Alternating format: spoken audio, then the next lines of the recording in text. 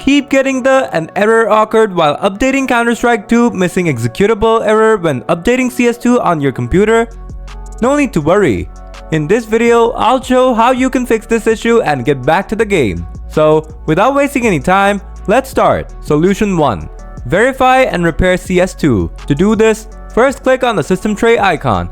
Then right-click on Steam and select Exit Steam. Once it's done, open up the File Explorer. Then go to your C drive. After that, open up the Program Files x86 folder and then the Steam folder.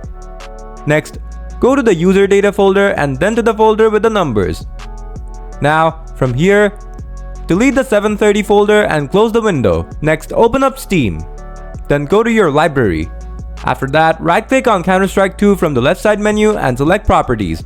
Next, click on Install Files from here. Now, click the Verify Integrity of Game Files button, and Steam would start verifying and repairing the game. After that, check if the issue is fixed. Solution 2. Run Steam as an administrator. To do this, right-click on the taskbar. Next, right-click on Steam 32-bit and select End Task from the context menu. After that, close the Task Manager. Now, right-click on Steam shortcut from your desktop and select Run as Administrator. Then click on Yes to give permission. Now, you should be able to update the game without any issues. So that's how you fix the "an error occurred while updating Counter-Strike 2 Missing Executable Error in CS2 on your computer.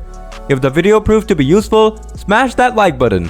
Got any questions? Just drop them in the comments and I'll get back to you real soon. Thanks a million for watching.